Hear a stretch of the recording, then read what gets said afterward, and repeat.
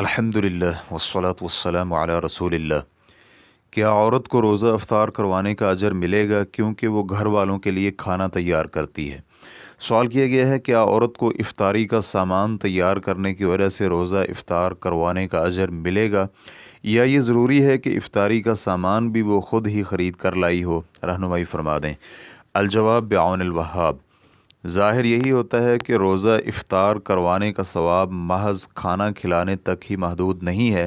کہ جو اپنی جیب سے روزے داروں کے لیے کھانے کا انتظام کرے اسی کو ہی ثواب ملے گا، بلکہ جب کوئی آدمی اپنی طرف سے افطاری کا سامان لے کر آئے اور خاتون کھانا تیار کرے اور روزے داروں کے لیے کھانا پکائے تو اس صورت میں آدمی کو اپنی جیب سے خرچ کرنے کا اجر و ثواب ملے گا کہ اس نے روزے داروں کی افطاری کے لیے کوشش کی ہے، اور اسی طرح عورت کے لیے بھی اجر کی امید کی جا سکتی ہے کیونکہ اس نے بھی محنت اور مشقت برداشت کی ہے اور اپنے ہاتھوں سے افطاری کا کھانا تیار کیا ہے۔ صحیح بخاری حدیث نمبر 1425 میں سیدہ عائشہ رضی اللہ عنہ کہتی ہیں کہ رسول اللہ صلی اللہ علیہ وآلہ وسلم فرماتے ہیں، جب کوئی عورت خرابی پیدا کیے بغیر اپنے گھر کا کھانا کسی کو دے دے تو اس خاتون کو کھانا دینے کا اجر و ثواب ملے گا، اور اس کے خاوند کو کمانے کا اور خزانچی کو بھی اتنا ہی اجر ملے گا، ان میں سے کسی کا بھی اجر کم نہیں کیا جائے گا۔ اسی طرح صحیح بخاری حدیث نمبر 1440 میں ہی ہے کہ جس وقت کوئی عورت خرابی پیدا کیے بغیر اپنے خاوند کے گھر میں سے کسی کو کھانا کھلا دے تو اس عورت کو کھانا کھلانے کا ثواب ملے گا اور اس کے خاوند کو بھی اتنا ہی اجر ملے گا،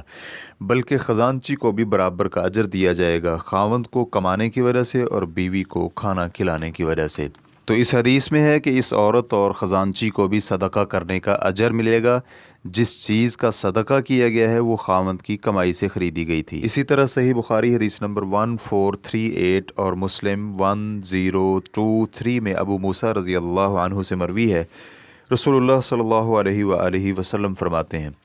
ایسا مسلمان امانت دار خزانچی جسے جو حکم دیا جاتا ہے وہ نافذ کرتا ہے، بسا اوقات آپ نے فرمایا وہ دے دیتا ہے، اس میں کسی قسم کی کمی نہیں کرتا، اس کا دل بھی دیتے ہوئے خوش ہوتا ہے اور صدقے کی چیز کو اس شخص تک پہنچا دیتا ہے جس کا اسے حکم دیا گیا، وہ بھی صدقہ کرنے والوں میں سے ایک ہے۔ حافظ ابن حجر رحمہ اللہ فتح الباری میں لکھتے ہیں،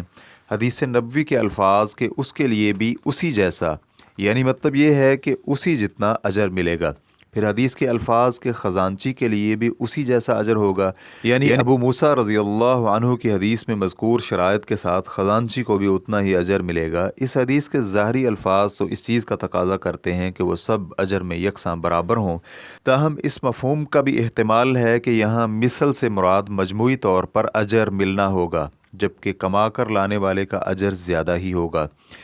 امام نووی رحمہ اللہ کہتے ہیں، ان احادیث کا معنی یہ ہے کہ جو شخص کسی نیکی میں شریک ہو تو اسے اجر میں بھی شراکت ملے گی۔ تو یہاں پر شراکت کا مطلب یہ ہے کہ اسے بھی اجر ملے گا جیسے کام کرنے والے کو ملے گا، یہاں اس کا مطلب یہ نہیں کہ وہ اس کے اجر میں کمی کا باعث بنے گا، یعنی مطلب یہ ہوا کہ وہ دونوں بنیادی طور پر ثواب میں شریک ہوں گے، یعنی پہلے شخص کو بھی ثواب ملے گا اور دوسرے شخص کو بھی۔ یہ الگ بات ہے کہ دونوں میں سے ایک کا ثواب دوسرے سے زیادہ ہو سکتا ہے، لہٰذا یہ ضروری نہیں کہ دونوں کو برابری کی بنیاد پر ثواب ملے، بلکہ یہ ہو سکتا ہے کہ ایک کا ثواب دوسرے سے زیادہ ہو۔ چنانچہ اگر صاحب دولت شخص اپنے خزانچی یا بیوی کو یا کسی اور کو 100 درہم یا کچھ اور دیتا ہے کہ وہ اس رقم کو دروازے وغیرہ پر موجود مستحق شخص کو پہنچا دیں، تو ایسی صورت میں مالک کا اجر زیادہ ہوگا، اور اگر وہ اسے ایک انار یا روٹی وغیرہ دے جو کہ بہت زیادہ قیمتی نہیں ہوتی کہ کسی محتاج کو کافی دور جگہ دے کر آئے، اور اس کی مسافت اتنی دور ہو کہ اجرت کے ساتھ کسی کو بھیجا جائے تو وہ اجرت انار یا روٹی کی مالیت سے زیادہ بنے، تو ایسے میں نمائندے یعنی خزانچی وغیرہ کا ثواب زیادہ ہوگا، اور ایسا بھی ممکن ہے کہ اس وکیل اور نمائندے کی ممکنہ اجرت روٹی کی مالیت کے برابر ہو، تو پھر دونوں ہی اجر میں یکساں ہوں گے۔ جیسے کہ سیدنا عقبہ بن عامر رضی اللہ عنہ نبی علیہ الصلوۃ والسلام سے بیان کرتے ہیں کہ رسول اللہ صلی اللہ علیہ وآلہ وسلم نے فرمایا، یقیناً اللہ عز و جل ایک تیر کی وجہ سے 3 افراد کو جنت میں داخل فرمائے گا،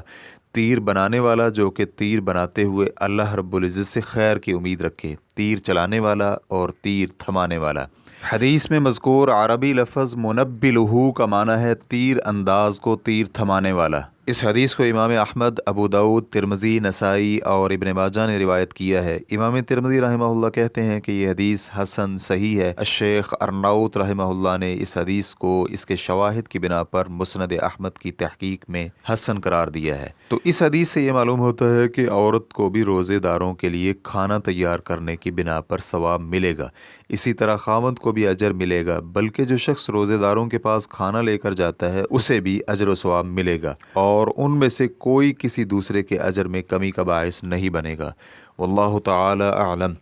اسلام کیو اے ریکارڈنگز، مؤسسۃ الشیخ محمد صالح المنجد، المملکۃ العربیۃ السعودیہ، فتویٰ نمبر 313402۔ والسلام علیکم ورحمۃ اللہ وبرکاتہ۔